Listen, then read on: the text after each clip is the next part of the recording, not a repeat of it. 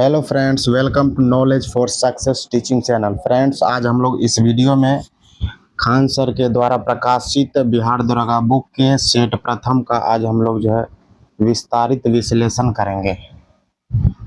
Friends, आप लोगों से निवेदन है कि आपने अभी तक इस चैनल को सब्सक्राइब नहीं किया है तो सब्सक्राइब कर लें ताकि आपको रेगुलर अपडेट मिलता रहे। तो चलिए वीडियो को स्टार्ट करते हैं। पहला प्रश्न है, सतपुड़ा पर्वत से निकलकर अरब सागर में गिरने वाली नदी कौन सी है? नर्मदा नदी, साबरमती नदी, ताप्ती नदी और माही नदी। सतपुड़ा पर्वत से जो है ये आपका सतपुड़ा पर्वत से निकलकर जो है अरब सागर में गिरने वाली नदी हो जाएगी ताप्ती नदी। ऑप्शन बी बिल्कुल सही उत्तर हो जाएगा। वैसे तीनों नदी जो है नर्मदा, साबरमती और माही, ये सभी जो है अरब सागर में ही गिरती है। आइए बढ़ते हैं अगले प्रश्न की ओर। अगला प्रश्न है आपका, पिट्टी द्वीप भारत के किस क्षेत्र में स्थित है? पिट्टी द्वीप भारत के लक्षद्वीप में स्थित है। ऑप्शन बी बिल्कुल सही उत्तर हो जाएगा इसका। चलिए बढ़ते हैं अगले प्रश्न की ओर। अगला प्रश्न है आपका, चंद्र एक्सरे वेधशाला का उद्घाटन किसने किया है? नासा ने किया है। ऑप्शन बी इसका सही उत्तर हो जाएगा। चंद्र एक्सरे वेधशाला का उद्घाटन जो है आपका नासा ने किया है। नेक्स्ट क्वेश्चन है, आर्यों के प्राचीनतम वेद का नाम क्या है? आर्यों के प्राचीनतम वेद का नाम हो जाएगा आपका ऋग्वेद। ऑप्शन ए बिल्कुल सही उत्तर हो जाएगा इसका, ऋग्वेद। 4 वेद हैं कुल, ऋग्वेद, सामवेद, यजुर्वेद और सबसे लास्ट में आपका बना था अथर्ववेद। चलिए बढ़ते हैं अगले प्रश्न की ओर। अगला प्रश्न है, मौर्य राजवंश की राजधानी कौन सी थी? मौर्य राजवंश की राजधानी थी पाटलिपुत्र। ऑप्शन डी जो है बिल्कुल सही उत्तर हो जाएगा इसका, पाटलिपुत्र। नेक्स्ट क्वेश्चन है, अजीत डोभाल वर्तमान में किस पद पर कार्यरत है? अजीत डोभाल वर्तमान में किस पद पर कार्यरत है? इसका उत्तर हो जाएगा ऑप्शन नंबर सी, भारत का सुरक्षा सलाहकार। अजीत डोभाल जो है भारत के सुरक्षा सलाहकार हैं वर्तमान में। आइए बढ़ते हैं अगले प्रश्न की ओर। अगला प्रश्न है आपका, 1893 के शिकागो धर्म सम्मेलन में भाग लेने वाले प्रतिनिधि कौन थे? इसका उत्तर हो जाएगा स्वामी विवेकानंद। स्वामी विवेकानंद ने 1893 में शिकागो धर्म सम्मेलन में भाग लिया था। शिकागो कहाँ पर है? तो ये आपका हो जाएगा यूएसए। शिकागो कहाँ पर है? यूएसए में है। नेक्स्ट क्वेश्चन की ओर बढ़ते हैं। नेक्स्ट क्वेश्चन है, निम्नलिखित में से कौन सा विकल्प गलत है? स्टॉकहोम सम्मेलन 1972 में हुआ था, रियो सम्मेलन 1992 में हुआ था, मॉन्ट्रियल प्रोटोकॉल जो है 1987 में हुआ था और क्योटो प्रोटोकॉल जो है ये 1999 में नहीं हुआ था, ये हुआ था 1997 में। कब हुआ था? 1997 में। चलिए बढ़ते हैं अगले प्रश्न की ओर। अगला प्रश्न है, WTO का पूर्ण रूप क्या होगा? WTO का पूर्ण रूप क्या होगा? World Trade Organization. Option C जो है बिल्कुल सही उत्तर हो जाएगा इसका, World Trade Organization. Next question है क्वेश्चन नंबर 10, आत्मीय सभा की स्थापना किसने की थी? आत्मीय सभा की स्थापना किसने की थी? इसका उत्तर हो जाएगा आपका राजा राम मोहन राय। ऑप्शन सी जो है बिल्कुल सही उत्तर हो जाएगा आपका। आत्मीय सभा की स्थापना राजा राम मोहन राय के द्वारा किया गया था। कब किया गया था? 1814 में किया गया था। राजा राम मोहन राय को भारतीय समाज सुधारक के रूप में जाना जाता है और इन्होंने ब्रह्म समाज की स्थापना जो है दोस्तों 1828, ठीक जो है 14 वर्ष के बाद ब्रह्म समाज की स्थापना किया था। आत्मीय सभा की स्थापना 1814 में, ब्रह्म समाज की स्थापना 1828 में। बढ़ते हैं अगले प्रश्न की ओर। अगला प्रश्न आपका, निम्नलिखित में से कौन सा युग्म गलत है? कौन सा युग्म जो है गलत है? रानी लक्ष्मीबाई झांसी की थी, नाना साहब कानपुर, लियाकत अली दिल्ली, वीर कुंवर सिंह बिहार। इसमें से कौन सा विकल्प गलत हो जाएगा आपका? ऑप्शन सी जो है लियाकत अली दिल्ली से नहीं थे, लियाकत अली दिल्ली से नहीं थे, बिल्कुल गलत हो जाएगा। ये आपका इलाहाबाद से थे। ऑप्शन सी जो है गलत हो जाएगा दोस्तों। लियाकत अली का संबंध दिल्ली से नहीं है, ये कहाँ के थे?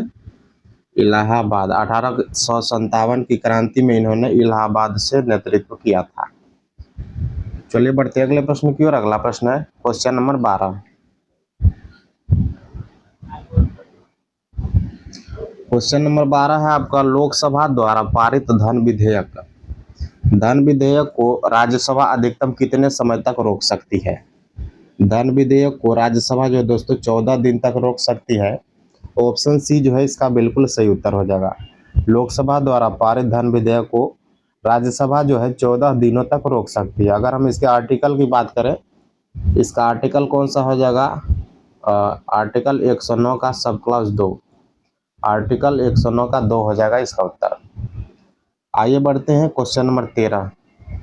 क्वेश्चन नंबर 13 की ओर बढ़ते हैं। क्वेश्चन नंबर 13 आपका, पटना में स्थित राजभवन, पटना में स्थित राजभवन की आधारशिला जो है 1913 में किस वायसराय ने रखी थी? पटना में स्थित राजभवन की आधारशिला 1913 में किस वायसराय ने रखी थी? इसका उत्तर हो जाएगा ऑप्शन ए, लॉर्ड हार्डिंग द्वितीय। 1913 में कौन वायसराय था? लॉर्ड हार्डिंग द्वितीय। इसने पटना के राजभवन में, पटना में स्थित राजभवन की आधारशिला रखी थी। चलिए बढ़ते हैं अगले प्रश्न की ओर। अगला प्रश्न है आपका क्वेश्चन नंबर 14। भारतीय संविधान के किस अनुच्छेद में 6 से 14 वर्ष की आयु के बच्चों को निःशुल्क एवं अनिवार्य शिक्षा का अधिकार जो है प्रदान किया गया है? ये आपका हो जाएगा दोस्तों आर्टिकल 21 का ए। 21 का ए आप लोगों को पता होगा। आर्टिकल 21 का ए कहता है कि 6 से 14 वर्ष तक के सभी बच्चों को निःशुल्क एवं अनिवार्य शिक्षा प्रदान की जाएगी। और इसको कब जोड़ा गया था दोस्तों? इसको जो है 86वां संविधान संशोधन के द्वारा, 86वां संविधान संशोधन के द्वारा 2002 में जोड़ा गया था। कब जोड़ा गया था? 2002 में। आइए बढ़ते हैं अगले प्रश्न की ओर। अगला प्रश्न है आपका, अगला प्रश्न, यदि 650 रुपए को अमित तथा सुमित के बीच में 2:3 के अनुपात में विभाजित कर दिया जाता है तो उसका अंतर क्या हो जाएगा? उसका अंतर कितना हो जाएगा दोस्तों? 130 जो है इसका अंतर हो जाएगा। आइए बढ़ते हैं अगले प्रश्न की ओर। अगला प्रश्न आपका क्वेश्चन नंबर 16। एक शहर की जनसंख्या 3 वर्ष पूर्व जो है 50 लाख थी। कितनी थी? 50 लाख थी। गत 3 वर्षों में यह 3%, 4% और 5% की दर से बढ़ी, तब शहर का वर्तमान जनसंख्या क्या हो जाएगा? शहर का वर्तमान जनसंख्या कितना हो जाएगा दोस्तों? इसका उत्तर हो जाएगा आपका 56,23,800। ऑप्शन जो है 56,23,800 सी बिल्कुल सही उत्तर हो जाएगा इसका। आइए बढ़ते हैं अगले प्रश्न की ओर। अगला प्रश्न है आपका, मोहन एवं सोहन एक काम को क्रमशः 20 दिनों तथा 25 दिनों में पूर्ण करते हैं। ये दोनों 10 दिनों तक एक काम को करते हैं। बाद में सोहन काम छोड़कर चला जाता है। शेष काम को मोहन को करने में कितना समय लगेगा? शेष काम को पूर्ण करने में मोहन को कितना समय लगेगा? 2 दिन का समय लगेगा। ऑप्शन ए जो है बिल्कुल सही उत्तर हो जाएगा इसका। आइए बढ़ते हैं अगले प्रश्न की ओर। अगला प्रश्न है आपका क्वेश्चन नंबर 18। हीराकुंड बांध परियोजना, हीराकुंड बांध परियोजना जो है किस नदी पर स्थित है? ये आपका हो जाएगा दोस्तों ऑप्शन नंबर बी, महानदी पर स्थित है। हीराकुंड बांध परियोजना महानदी पर स्थित है। और ये कहाँ पर है? तो ये आपका उड़ीसा राज्य में हो जाएगा, उड़ीसा में हो जाएगा। ऑप्शन बी बिल्कुल सही उत्तर है इसका। आइए बढ़ते हैं अगले प्रश्न की ओर। अगला प्रश्न है आपका, निम्नलिखित में से किस राज्य में ताडोबा राष्ट्रीय उद्यान अवस्थित है? ताडोबा राष्ट्रीय उद्यान जो है किस राज्य में अवस्थित है? इसका उत्तर हो जाएगा दोस्तों option number D, Maharashtra. Maharashtra में ताडोबा राष्ट्रीय उद्यान अवस्थित है। आइए बढ़ते हैं अगले प्रश्न की ओर। अगला प्रश्न आपका, संकल्प शब्द का अंग्रेजी अनुवाद क्या हो जाएगा? संकल्प शब्द का अंग्रेजी अनुवाद क्या हो जाएगा? इसका उत्तर हो जाएगा दोस्तों रिजोल्यूशन। ऑप्शन ए बिल्कुल सही उत्तर हो जाएगा। रिजोल्यूशन संकल्प शब्द का अंग्रेजी अनुवाद हो जाएगा। आइए बढ़ते हैं अगले प्रश्न की ओर। अगला प्रश्न आपका, सुबह से वर्षा हो रही है, सुबह से वर्षा हो रही है, इसका अंग्रेजी अनुवाद करना है, इंग्लिश ट्रांसलेशन करना है। सुबह से वर्षा हो रही है, इसका दोस्तों सही अनुवाद हो जाएगा आपका option number D. Option number D इसका बिल्कुल सही अनुवाद हो जाएगा। It was been raining since morning, it was been raining since morning. सुबह से वर्षा हो रही है, इसका अंग्रेजी अनुवाद हो जाएगा it was been raining since morning. आइए बढ़ते हैं अगले प्रश्न की ओर। अगला प्रश्न है आपका, दिए गए विकल्पों में से कौन सा संयोजन सही नहीं है? दिए गए विकल्पों में से कौन सा सही संयोजन नहीं है? छठ पूजा, माँ पार्वती पूजा, चित्रगुप्त पूजा, कलमदवात, वसंत पंचमी माँ सरस्वती पूजा, जानकी नवमी माँ सीता पूजा। इसमें से कौन सा विकल्प गलत हो जाएगा? ऑप्शन ए जो है छठ पूजा का माँ पार्वती पूजा बिल्कुल नहीं होगा। ऑप्शन ए जो है गलत हो जाएगा। चित्रगुप्त पूजा जिसे हम कलमदवात पूजा भी कहते हैं, कायस्थ समुदाय द्वारा भाई दूज के दिन मनाई जाती है। आइए बढ़ते हैं अगले प्रश्न की ओर। अगला प्रश्न है आपका, डीडीटी का पूर्ण रूप क्या है? ये प्रश्न जो है दोस्तों बहुत सारे एग्जाम में पूछा गया है। डीडीटी का पूर्ण रूप क्या हो जाएगा? डीडीटी का पूर्ण रूप क्या हो जाएगा दोस्तों? Dichloro diphenyl trichloroethane. आइए बढ़ते हैं अगले प्रश्न की ओर। अगला प्रश्न है आपका क्वेश्चन नंबर 24। किस प्रकाशन कंपनी द्वारा सुधा मूर्ति की द सर्कल ऑफ लाइफ प्रकाशित की गई है? क्वेश्चन नंबर 24 का आंसर हो जाएगा आपका penguin random house India. Penguin random house India के द्वारा द सर्कल ऑफ लाइफ प्रकाशित किया गया है। आइए बढ़ते हैं नेक्स्ट प्रश्न की ओर। नेक्स्ट प्रश्न आपका, वर्तमान में श्रीलंका के राष्ट्रपति कौन है? वर्तमान में श्रीलंका के राष्ट्रपति कौन है? इसका उत्तर हो जाएगा दोस्तों अनुराग कुमार दिसानायके। अनुराग कुमार दिसानायके वर्तमान में श्रीलंका के राष्ट्रपति हैं। चलिए बढ़ते हैं अगले प्रश्न की ओर। अगला प्रश्न है आपका क्वेश्चन नंबर 26। एडहॉक शब्द को एडहॉक अंग्रेजी शब्द के लिए हिंदी रूप में इसका जो है सही वर्ड क्या हो जाएगा? प्रयोजन हेतु। एडहॉक शब्द को आप लोगों ने सुना होगा, पॉलिटी में एक एडहॉक जज होता है। एडहॉक जज होता है जो रिटायर हो जाता है, उसको किसी महत्वपूर्ण काम हेतु फिर से बुलाया जाता है, उसी को एडहॉक जज कहा जाता है। प्रयोजन होते किसी विशेष प्रयोजन हेतु। ऑप्शन ए जो है बिल्कुल सही उत्तर हो जाएगा इसका। चलिए बढ़ते हैं अगले प्रश्न की ओर। अगला प्रश्न है आपका, अंग्रेजी शब्द आर्टिकल। अंग्रेजी शब्द आर्टिकल का सही अर्थ कौन सा हो जाएगा? ऑप्शन सी बिल्कुल सही उत्तर हो जाएगा इसका, अनुच्छेद। आर्टिकल शब्द का हिंदी अर्थ हो जाएगा दोस्तों अनुच्छेद। आइए बढ़ते हैं अगले प्रश्न की ओर। अगला प्रश्न है आपका question number 28। She is teaching Hindi. She is teaching Hindi अंग्रेजी वाक्य है दोस्तों, इसका हिंदी में अनुवाद करना है। क्वेश्चन नंबर 28, इसका हिंदी में अनुवाद हो जाएगा वह हिंदी पढ़ा रही है। ऑप्शन ए बिल्कुल सही उत्तर हो जाएगा। सी इज टीचिंग हिंदी, वह हिंदी पढ़ा रही है। नेक्स्ट क्वेश्चन है, सिद्धार्थ सेकंड है। सिद्धार्थ सेकंड जो है क्या है? 29 नंबर क्वेश्चन पूछ रहा है दोस्तों, सिद्धार्थ सेकंड क्या है? ये आपका हो जाएगा दोस्तों एक कैंसर थेरेपी मशीन है। सिद्धार्थ सेकंड जो है कैंसर थेरेपी मशीन है।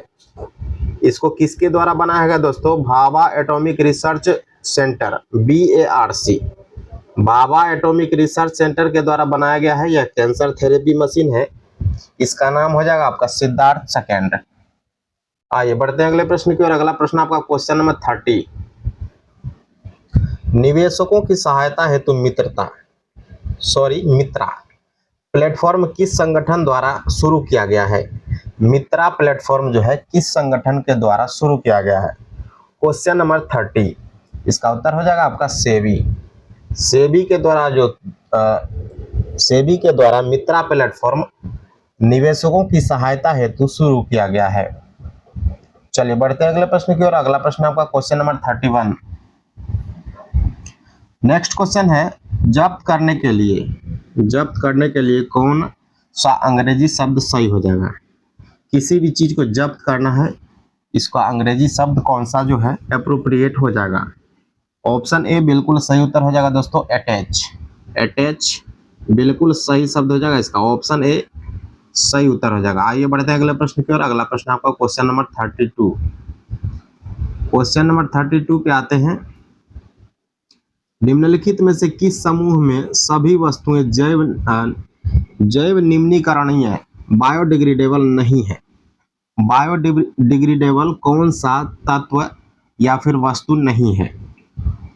इसका जो सही विकल्प हो जाएगा वो हो जाएगा आपका ऑप्शन नंबर सी, प्लास्टिक। दोस्तों देखिए, घास लकड़ी, फलों के छिलके, नींबू का रस, केक, घास, फूल, सब्जी के छिलके, ये सभी जो है आपका बायोडिग्रेडेबल है। जो आसानी से मिट्टी में मिल जाएंगे। लेकिन प्लास्टिक जो है दोस्तों, ये आसानी से जो है मिट्टी में नहीं मिलता है। करीब 200 से 300, 400, 500 साल लगता है इसको मिट्टी में गलने में। आइए बढ़ते हैं अगले प्रश्न की ओर। अगला प्रश्न है आपका क्वेश्चन नंबर 33। क्रमवार पूर्ण नियोजित कार्यक्रम के अनुसार किसी खेत में विभिन्न फसलों को उगाने की प्रक्रिया को क्या कहते हैं? क्रमवार तरीके से, पूर्ण नियोजित तरीके से किसी भी फसल को उगाने की प्रक्रिया को क्या कहेंगे हम? क्वेश्चन नंबर 33, इसका उत्तर हो जाएगा दोस्तों फसल चक्र। ऑप्शन ए बिल्कुल सही उत्तर हो जाएगा। क्रमवार तरीके से नियोजित कार्यक्रम के अनुसार किसी भी फसल की खेती को उगाने के लिए हम फसल चक्र को कहेंगे, इसको फसल चक्र कहेंगे। आइए बढ़ते अगले प्रश्न की ओर। अगला प्रश्न है आपका क्वेश्चन नंबर 34।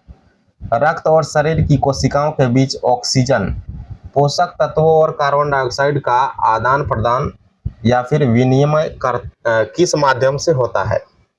क्वेश्चन नंबर 34, विनिमय किस आधार पर होता है दोस्तों? केशिकाएं। ऑप्शन डी जो है इसका उत्तर हो जाएगा, केशिकाओं के द्वारा इसका विनिमय किया जाता है। चलिए बढ़ते अगले प्रश्न की ओर। अगला प्रश्न आपका क्वेश्चन नंबर 35। आयोडीन की कमी से निम्न में से कौन सा रोग हो सकता है? ऑप्शन नंबर इसका जो है ए बिल्कुल सही उत्तर हो जाएगा। आयोडीन की कमी से घेगा या फिर गॉइटर रोग हो सकता है। ऑप्शन ए बिल्कुल सही उत्तर हो जाएगा इसका। आइए बढ़ते अगले प्रश्न की ओर। अगला प्रश्न आपका क्वेश्चन नंबर 36। माल से लदा हुआ एक ट्रक 30 मिनट में 20 किलोमीटर चलता है। माल से लदा हुआ एक ट्रक 30 मिनट में 20 किलोमीटर चलता है। यदि चाल वही रहे तो 7 घंटे में ट्रक कितनी दूरी तय करेगा? इसको दोस्तों आपको निकालना है। 20 किलोमीटर में हम 7 गुना 60/30 करेंगे तो ये हो जाएगा आपका 280 किलोमीटर। ऑप्शन बी बिल्कुल सही उत्तर हो जाएगा दोस्तों। 7 घंटे में ट्रक जो है 280 किलोमीटर तय करेगा।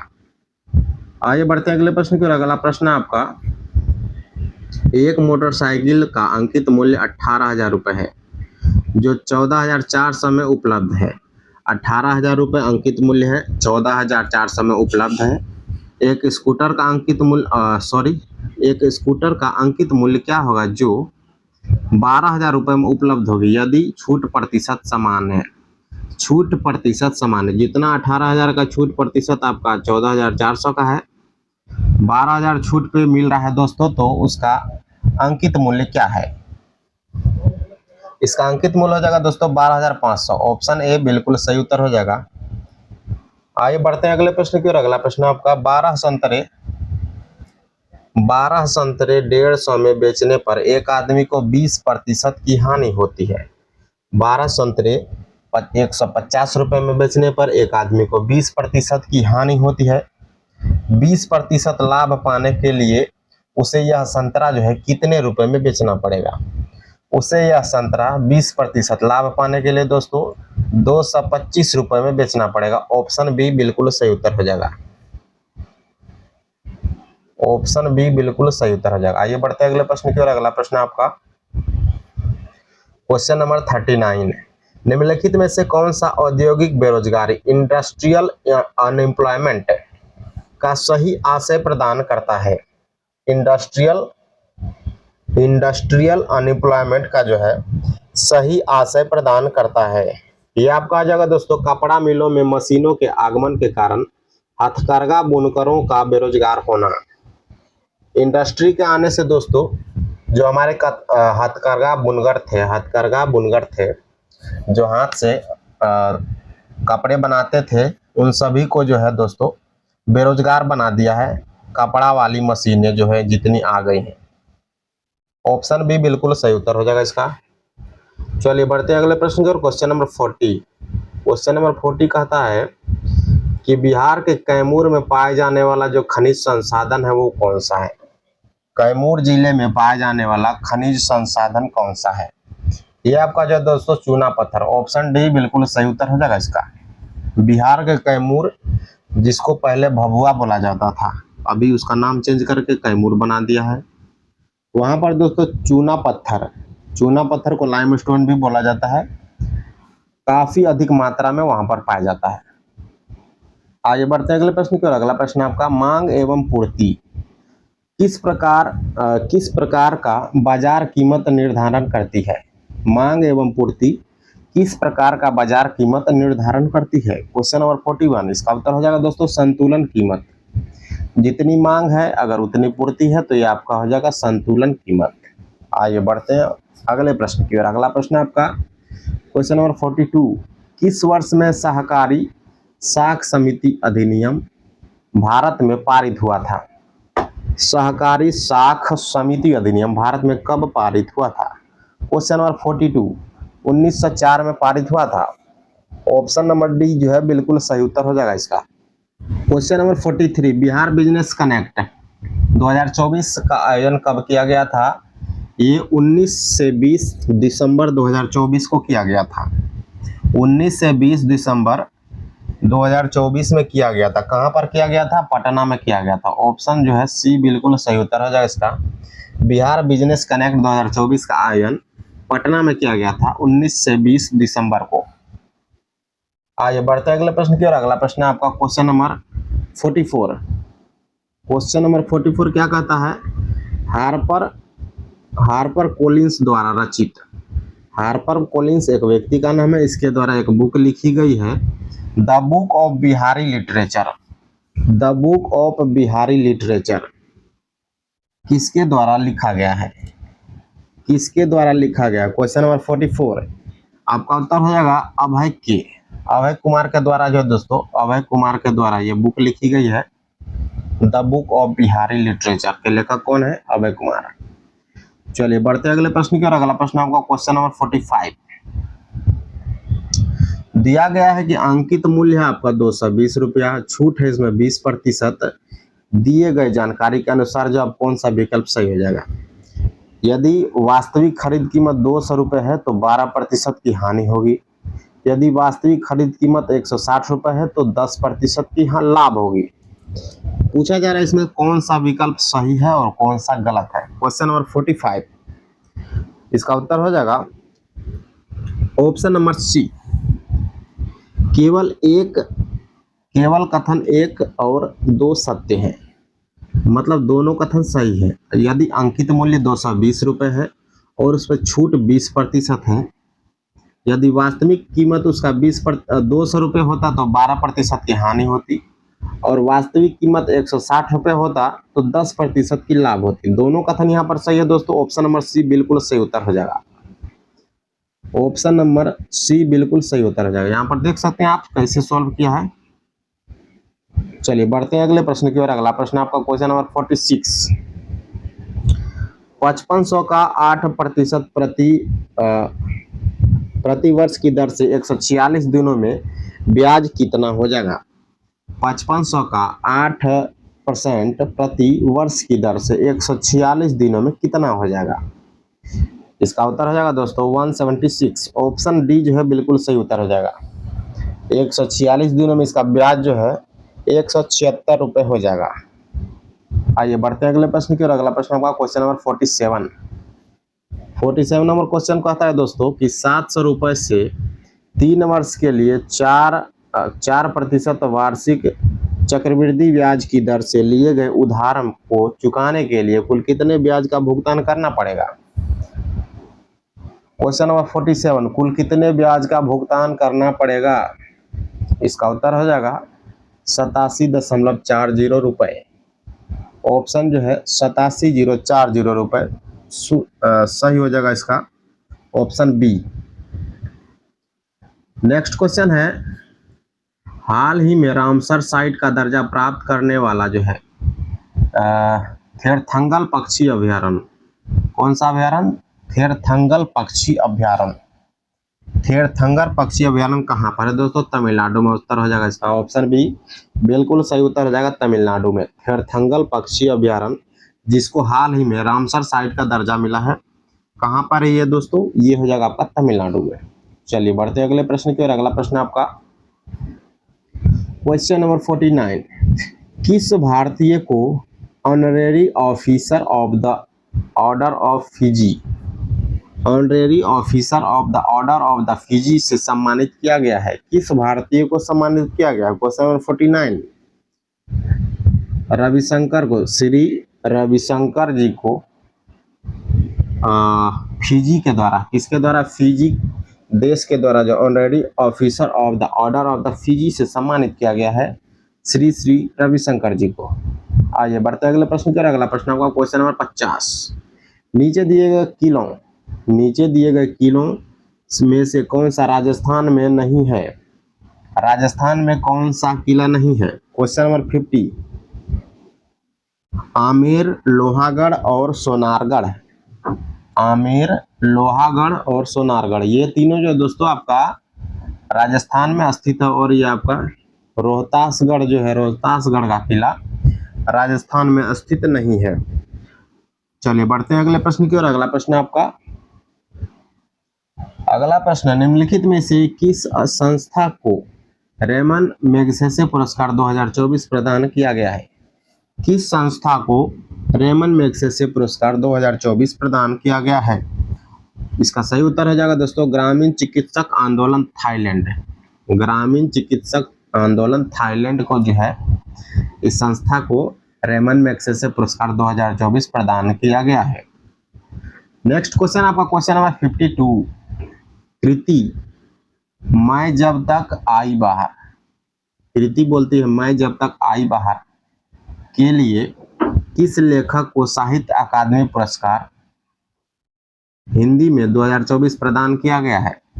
मैं जब तक आई बाहर, ये कृति जो है किस लेखक की है जिसको साहित्य अकादमी पुरस्कार हिंदी 2024 प्रदान किया गया है? Question number 52।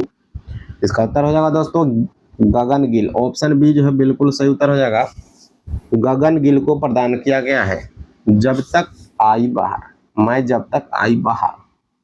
चलिए बढ़ते हैं अगले प्रश्न की ओर। अगला प्रश्न आपका सही विकल्प का चयन करें। 4 विकल्प दिए गए हैं, इसमें से सही विकल्प कौन सा हो जाएगा, इसका चयन करना है। Question number 56। Question number 53। आइए क्वेश्चन नंबर 53 को देखते हैं। अभिसरण ए है एवं अभिसरण आर के रूप में कुछ कथन दिया गया है। कोड के अनुसार सही उत्तर का चयन करना है। चलिए पहला अभिसरण आपका है, पहला अभिसरण है हीरा और ग्रेफाइट कार्बन के अपरूप है। हीरा और ग्रेफाइट कार्बन के अपरूप है। कारण है इसका, कुछ तत्वों के एक ही भौतिक अवस्था में होते हुए भी अलग अलग संरचनात्मक रूप होते हैं। इसका कौन सा विकल्प सही होगा दोस्तों? ऑप्शन बी बिल्कुल सही उत्तर हो जाएगा। ऑप्शन जो है इसका ए सही है और ऑप्शन आर जो है इसका सही व्याख्या नहीं करता है। चलिए बढ़ते हैं अगले प्रश्न की ओर। अगला प्रश्न आपका क्वेश्चन नंबर 54। 54 जब एक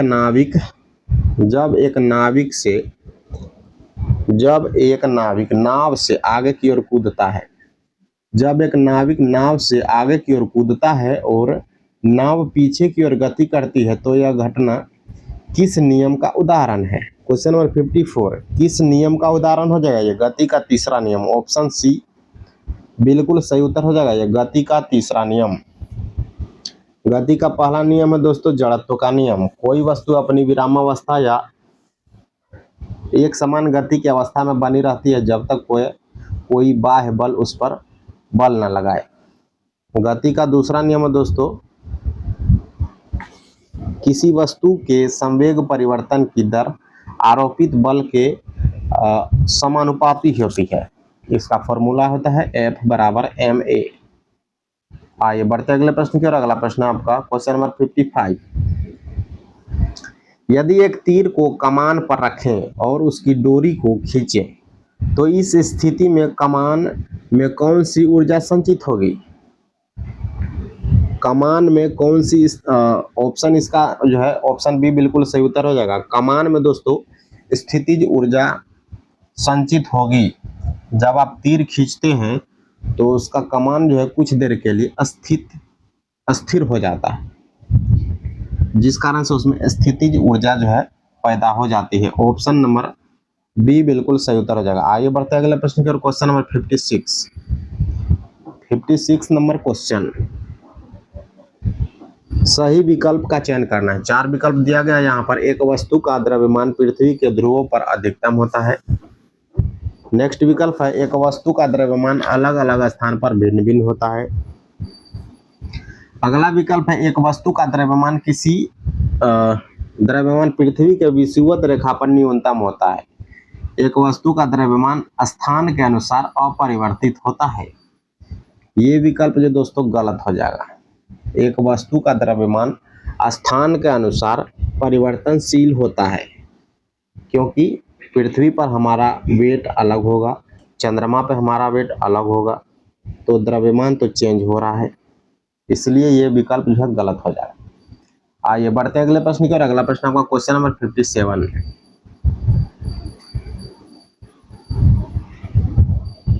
दो सेंटीमीटर व्यास 8 सेंटीमीटर ऊंचाई वाले ठोस बेलन को पिघलाकर 6 समान ठोस गोले बनाए जाते हैं। प्रत्येक गोले का व्यास कितना हो जाएगा? इसका फॉर्मूला देख सकते हैं। गोले का आयतन बराबर हो जाएगा बेलन का आयतन बाय 6, 4/3 पाई r इंटू 2 का होल क्यूब। इसको आप सॉल्व करेंगे तो आपका उत्तर हो जाएगा 2 सेंटीमीटर। ऑप्शन बी जो है बिल्कुल सही उत्तर हो जाएगा इसका, 2 सेंटीमीटर। आइए बढ़ते अगले प्रश्न की ओर। अगला प्रश्न है निम्नलिखित अम्लों का उनके प्राकृतिक स्रोत से मिलान करें। यहाँ पर 4 एसिड्स दिए गए हैं, 4 नहीं 6 है, सॉरी 3 एसिड का नाम दिया गया है। पूछा जा रहा है सिरका, संतरा और दही, इसमें से कौन सा एसिड किस में पाया जाएगा? सिरका में जो दोस्तों एसिटिक एसिड पाया जाता है, ऑप्शन ए ये जा रहा है आपका 3 की तरफ।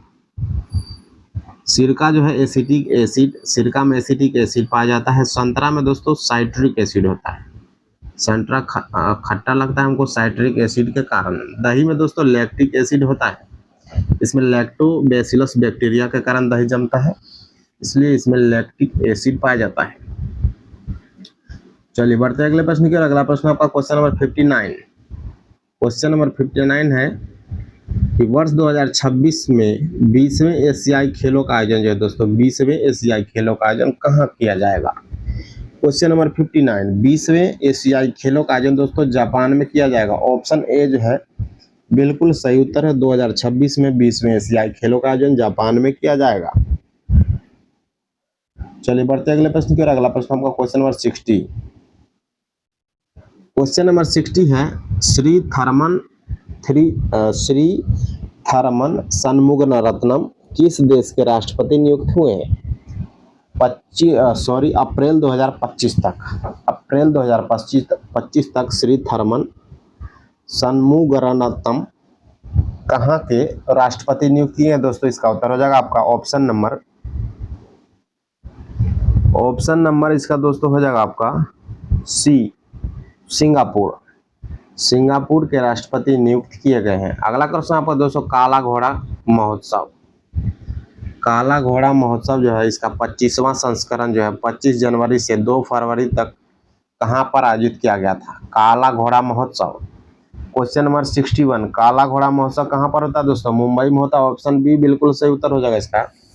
काला घोड़ा महोत्सव का 25वां संस्करण 25 जनवरी से 2 फरवरी 2025 तक कहां पर आयोजित किया गया था? मुंबई में किया गया था। चलिए बढ़ते अगले प्रश्न की ओर। अगला प्रश्न है आपका क्वेश्चन नंबर 62, शारदा सिन्हा को किस क्षेत्र में पद्म भूषण पुरस्कार मिला है?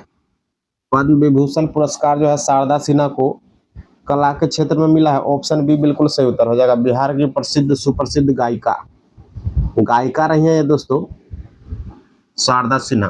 कला के क्षेत्र में इन्हें पद्म विभूषण पुरस्कार मिला है। आइए बढ़ते हैं अगले प्रश्न की ओर। अगला प्रश्न है आपका क्वेश्चन नंबर 63, निम्नलिखित में से किस फिल्म ने 2025 में बाफ्टा पुरस्कारों BAFTA पुरस्कारों में सर्वश्रेष्ठ फिल्म का अवार्ड जीता है दोस्तों? बाफ्टा पुरस्कारों में सर्वश्रेष्ठ फिल्म का अवार्ड किसने जीता है? क्वेश्चन नंबर 63 कॉन्क्लेव ने जीता। ऑप्शन बी बिल्कुल सही उत्तर हो जाए इसका। बाफ्टा पुरस्कारों में से सर्वश्रेष्ठ फिल्म का पुरस्कार कॉन्क्लेव मूवी ने जीत लिया है। आइए बढ़ते हैं अगले प्रश्नों की ओर। अगला प्रश्न आपका क्वेश्चन नंबर 64, निम्नलिखित में से किसे मणिपुर में बहादुरी के लिए शौर्य चक्र 2025 से सम्मानित किया गया? मणिपुर में राष्ट्रपति शासन वर्तमान में लागू है दोस्तों, क्योंकि वहां पर बहुत सारा दंगा हो रहा था। वहां पर जो है किस सैनिक को जो है शौर्य चक्र प्रदान किया गया है? क्वेश्चन नंबर 64, इसका उत्तर हो जाएगा सूबेदार मोहन राम। ऑप्शन बी जो है बिल्कुल सही उत्तर हो जाएगा इसका। सूबेदार मोहन राम को मणिपुर में बहादुरी के लिए शौर्य चक्र प्रदान किया गया है। आइए बढ़ते अगले प्रश्न की ओर। अगला प्रश्न आपका महात्मा बुद्ध की शिक्षाओं का संग्रह क्या कहलाता है? महात्मा बुद्ध की शिक्षाओं का संग्रह क्या कहलाता है दोस्तों? Tripitaka. Option A Tripitaka book जो है दोस्तों, त्रिपिटक बुक जो है ये, इसमें महात्मा बुद्ध के शिक्षाओं का संग्रह किया गया है। आइए बढ़ते अगले प्रश्न की ओर। Question number 66। क्वेश्चन नंबर 66 है कि विधवा पुनर्विवाह को वैधता दिलाने वाला प्रमुख समाज सुधारक कौन था? विधवा पुनर्विवाह से मुक्त कराने वाला प्रमुख समाज सुधारक कौन था? इसका उत्तर हो जाएगा दोस्तों option number A Ishwar Chandra Vidyasagar. Ishwar Chandra Vidyasagar ने विधवा पुनर्विवाह सिस्टम को खत्म कर दिया था। कब खत्म किया था? 1856 में। 1856 में दोस्तों ईश्वर चंद्र विद्यासागर ने लॉर्ड डलहौजी के साथ मिलकर, किसके साथ? लॉर्ड डलहौजी के साथ मिलकर जो है विधवा पुनर्विवाह को खत्म कर दिया था। चलिए बढ़ते अगले प्रश्न की ओर। अगला प्रश्न आपका क्वेश्चन नंबर 67, यंग इटली, इसकी स्थापना किसने की थी? यंग इटली की स्थापना किसने की थी? मैजिनी के द्वारा किया गया है। ऑप्शन बी जो है बिल्कुल सही उत्तर हो जाएगा। यंग इटली की स्थापना मैजिनी के द्वारा किया गया है। चलिए बढ़ते अगले प्रश्न की ओर। अगला प्रश्न आपका क्वेश्चन नंबर 68, निम्नलिखित में से किस धातु को चाकू से आसानी से काटा जा सकता है? किस धातु को चाकू से आसानी से काटा जा सकता है? सोडियम, जिंक, निकल और लेड। इसका उत्तर हो जाएगा दोस्तों ऑप्शन ए सोडियम। सोडियम को है हम आसानी से काट सकते हैं। सोडियम का जो है दोस्तों, सोडियम का सिंबल क्या होता है? Na। आइए बढ़ते अगले प्रश्न की ओर। अगला प्रश्न आपका क्वेश्चन नंबर 69, लोहे के संक्षारण मतलब जंग लगने को रोकने के लिए निम्नलिखित में से कौन सी विधि उपयुक्त नहीं है? लोहे को जंग से रोकने के लिए कौन सी विधि उपयुक्त नहीं है? गैल्वेनाइजेशन, एनोडीकरण, क्रोम प्लेटिंग या फिर भर्जन। कौन सा विधि उपयुक्त नहीं है? Option D version. Option D version दोस्तों लोहे के संक्षारण को रोकने के लिए जो है उपयुक्त नहीं है। आइए बढ़ते अगले प्रश्न की ओर। अगला प्रश्न आपका, कमरे के तापमान पर किसी द्रव के वाष्पीकरण के दौरान शीतलन का प्रभाव किस प्रक्रिया के कारण होता है? कमरे के तापमान पर किसी द्रव के वाष्पीकरण के दौरान शीतलन का प्रभाव किस प्रक्रिया के कारण होता है? इसका उत्तर हो जाएगा दोस्तों वाष्पीकरण। ऑप्शन डी बिल्कुल सही उत्तर हो जाएगा इसका, वाष्पीकरण। आइए बढ़ते अगले प्रश्न की ओर। अगला प्रश्न आपका क्वेश्चन नंबर 71, मुद्रास्फीति के दौरान कर्जदाता को होता है एवं ऋणी को होता है। मुद्रास्फीति जब होती है तो कर्जदाता को लाभ होता है या हानि होता है ये बताना है, और ऋणदाता को लाभ होता है या हानि होता है ये बताना है। क्वेश्चन नंबर 71, इसका उत्तर हो जाएगा ऑप्शन बी। ऑप्शन बी सही हो जाएगा इसका। कर्जदाता को हानि होती है और ऋणदाता को लाभ होती है। मुद्रास्फीति के दौरान कर्जदाता को हानि होती है और ऋणदाता को लाभ होती है। आइए बढ़ते अगले प्रश्न की ओर। अगला प्रश्न आपका क्वेश्चन नंबर 72, गरीब और जरूरतमंद इलाकों में बाजार मूल्य से कम कीमत पर अनाज बांटना क्या कहलाता है? गरीब और जरूरतमंद इलाकों में बाजार मूल्य से कम कीमत पर अनाज बांटना क्या कहलाता है? इसका उत्तर हो जाएगा निर्गम कीमत। ऑप्शन ए बिल्कुल सही उत्तर हो जाएगा दोस्तों, निर्गम कीमत कहलाता है। इशू प्राइस कहलाता है ये, जिस पर सरकार सार्वजनिक वितरण प्रणाली पीडीएस के माध्यम से गरीब लोगों में अनाज उपलब्ध कराती है। यह कीमत बाजार कीमत से काफी कम होता है ताकि गरीब लोगों को मुफ्त में अनाज मिल सके। एमएसपी क्या होता है दोस्तों? एमएसपी न्यूनतम समर्थित मूल्य, न्यूनतम समर्थन कीमत। यह वह कीमत है जिस पर सरकार किसानों से उसकी उपज खरीदती है। आइए बढ़ते अगले प्रश्न की ओर। अगला प्रश्न आपका क्वेश्चन नंबर 73, सतत विकास, सस्टेनेबल डेवलपमेंट। सस्टेनेबल डेवलपमेंट, सतत विकास की सटीक परिभाषा क्या हो जाएगी दोस्तों? सतत विकास की परिभाषा पूछा जा रहा है क्वेश्चन नंबर 73। इसका उत्तर हो जाएगा ऑप्शन बी, ऐसा विकास जो वर्तमान की आवश्यकताओं की पूर्ति करे लेकिन भविष्य की पीढ़ियों को अपनी आवश्यकताओं को पूरा करने की क्षमता से समझौता ना करे। इसे हम सस्टेनेबल डेवलपमेंट कहते हैं।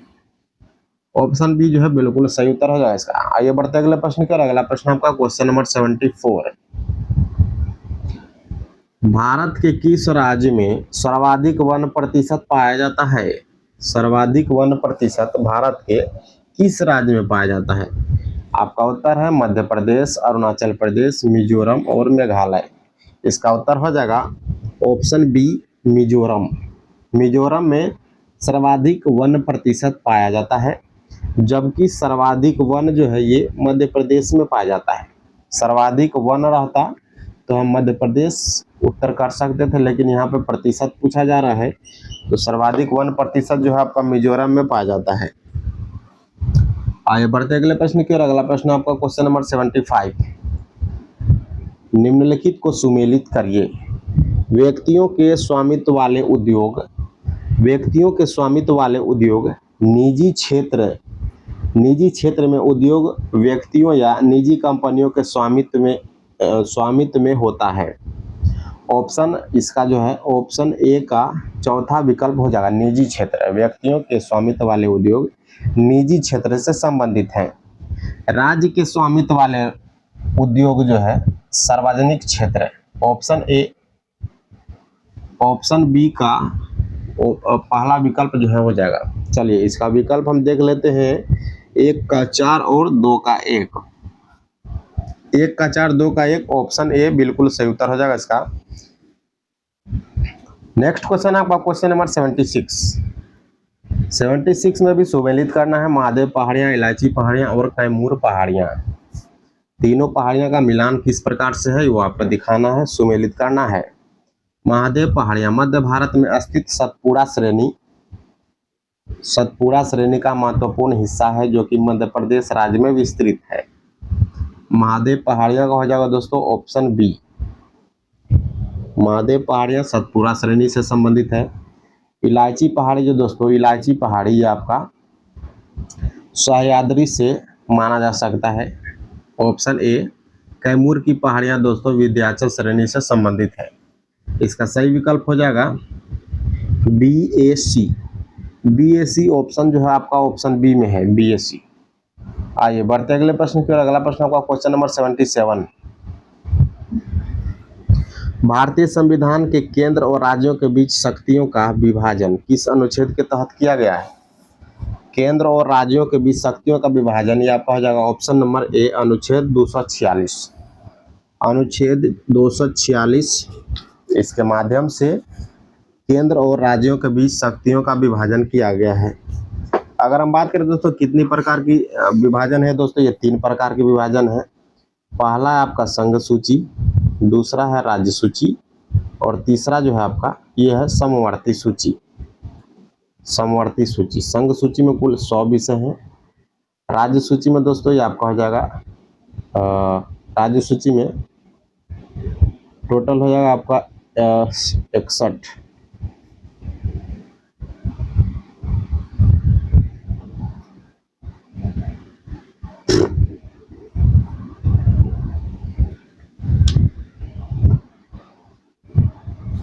नेक्स्ट क्वेश्चन आपका, हाल ही में गोवा में आयोजित 55वें अंतर्राष्ट्रीय फिल्म महोत्सव में कौन सा देश कंट्री ऑफ फोकस था?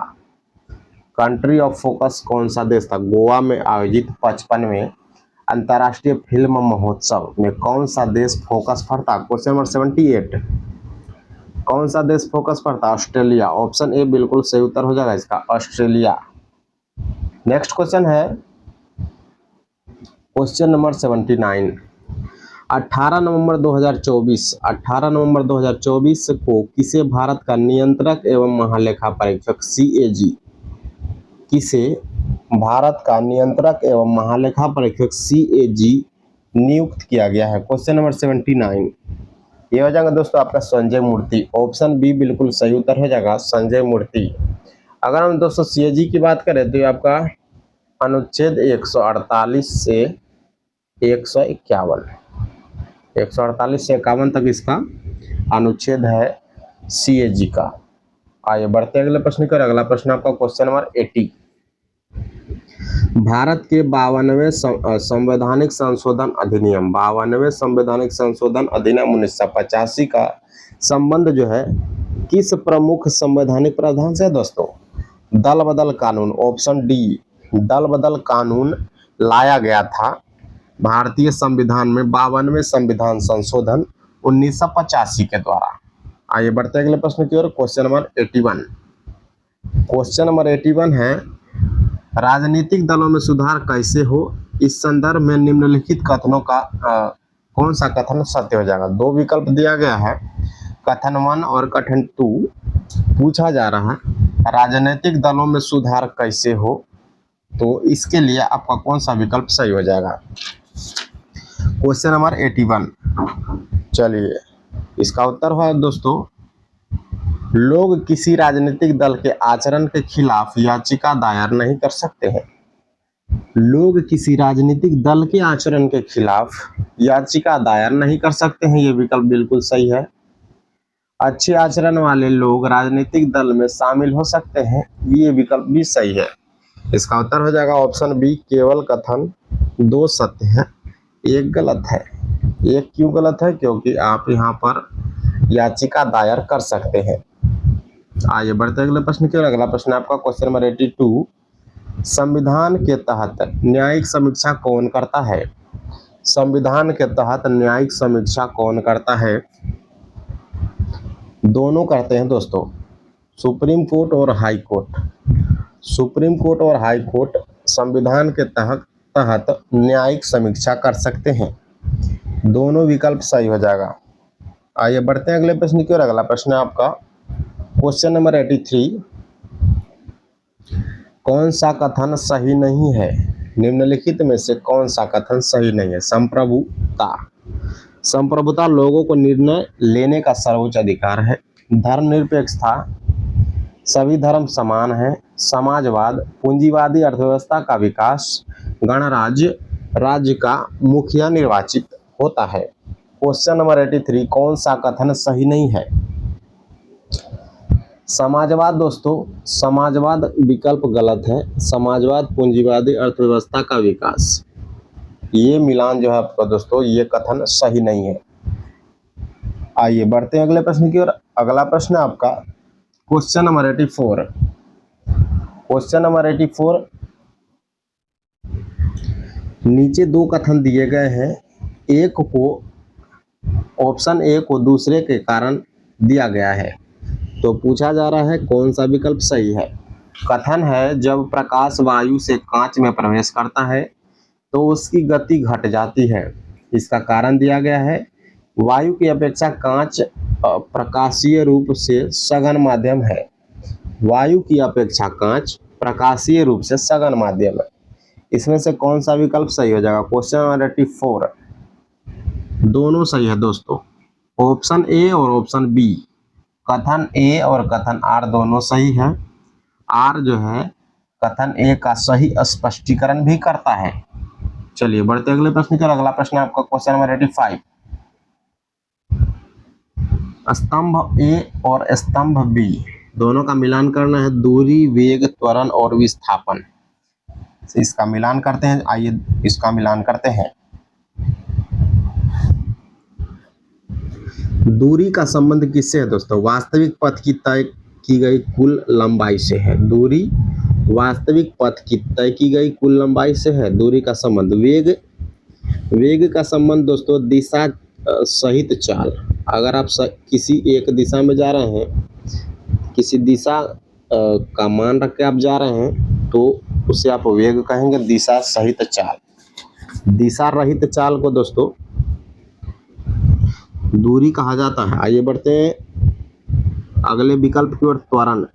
त्वरण का संबंध दोस्तों समय के सापेक्ष वेग में परिवर्तन, समय के सापेक्ष वेग में परिवर्तन त्वरण से संबंधित है। और विस्थापन जो है दो बिंदुओं के बीच छोटा सा पथ विस्थापन कहलाता है। ऑप्शन बी बिल्कुल सही उत्तर हो जाएगा इसका, 4 3 1 2। अगला प्रश्न आपका क्वेश्चन नंबर 86। क्वेश्चन नंबर 86 को देखते हैं। निम्नलिखित में से किस वैज्ञानिक को अनुवांशिकी का पितामह कहा जाता है? अनुवांशिकी का पितामह किसे कहा जाता है? Gregor John Mendel. Option C जो है बिल्कुल सही उत्तर हो जाएगा। अनुवांशिकी का पितामह ग्रेगोर जॉन मेंडल को कहा जाता है। आगे बढ़ते अगले प्रश्न की ओर। अगला प्रश्न आपका, गर्मीनी दृष्टि क्या है? गर्मीनी दृष्टि क्या है? गर्मीनी दृष्टि क्या है दोस्तों? ये आपका हो जाएगा मातृ एवं शिशु स्वास्थ्य अनुसंधान के लिए एक डेटा भंडार। मातृ एवं शिशु स्वास्थ्य अनुसंधान के लिए एक डेटा भंडार है गर्मीनी दृष्टि। चलिए बढ़ते अगले प्रश्न की ओर। अगला प्रश्न है आपका क्वेश्चन नंबर 88। अक्टूबर 2024 को निम्नलिखित में से किसे राष्ट्रीय महिला आयोग की अध्यक्ष नियुक्त किया गया है? राष्ट्रीय महिला आयोग की अध्यक्ष किसे नियुक्त किया गया है? क्वेश्चन नंबर 88, विजय किशोर राहटकर। ऑप्शन सी बिल्कुल सही उत्तर हो जाएगा इसका। नेक्स्ट क्वेश्चन है क्वेश्चन नंबर 89। निम्नलिखित में से किसने जनवरी 2025 में हिंद महासागर रीम संघ के महासचिव का पद ग्रहण किया है? हिंद महासागर रीम संघ के महासचिव का पद ग्रहण किया है। क्वेश्चन नंबर 89, इसका उत्तर हो जाएगा संजीव रंजन। संजीव रंजन बिल्कुल सही उत्तर हो जाएगा इसका। आइए बढ़ते अगले प्रश्न की ओर। अगला प्रश्न है, निम्नलिखित में से कौन 11 दिसंबर 2024 को भारतीय रिजर्व बैंक के 26वें गवर्नर के रूप में पद ग्रहण किए हैं? क्वेश्चन नंबर 90, इसका उत्तर हो जाएगा दोस्तों संजय मल्होत्रा। संजय मल्होत्रा को 26वें गवर्नर के रूप में जो है भारतीय रिजर्व बैंक के 26वें गवर्नर के रूप में 11 दिसंबर 2024 को पद स्थान ग्रहण करवाया गया। क्वेश्चन नंबर 91 की ओर बढ़ते हैं। हाल ही में पद ग्रहण करने वाले राष्ट्रीय अध्यक्ष या फिर प्रधानमंत्री का कौन सा युग्म सम्मिलित नहीं है? Prabowo Subianto Cambodia, Shigeru Ishiba Japan, Luong Cuong Vietnam, Claudia Sheinbaum Pardo Mexico.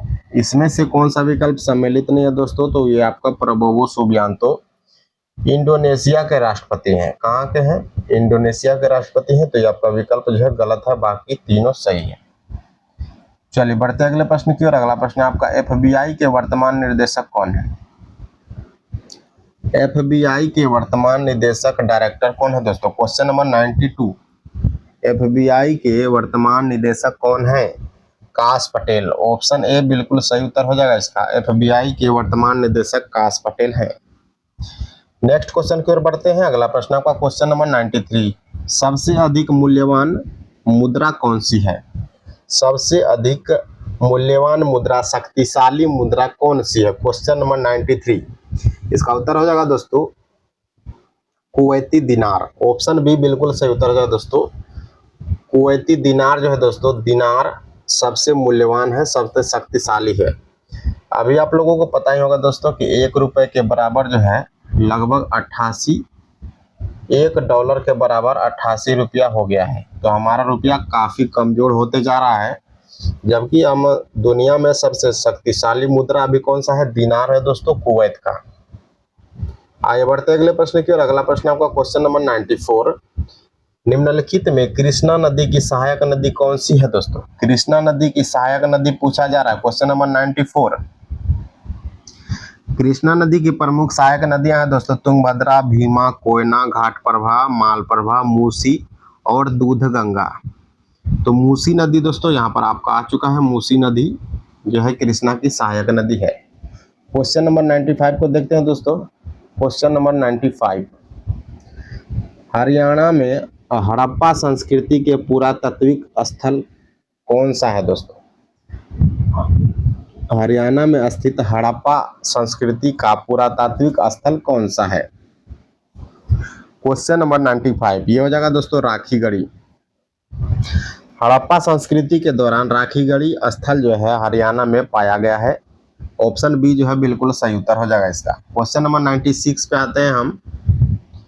96, question number 96, आइए क्वेश्चन नंबर 96 है कि भारत में चाय के उत्पादन के लिए सर्वाधिक क्षेत्रफल वाला राज्य कौन सा है? चाय के उत्पादन के लिए सर्वाधिक क्षेत्रफल वाला राज्य हो जाएगा दोस्तों असम। असम में सर्वाधिक चाय आपका उत्पादित होता है, लगभग 52%। कितना?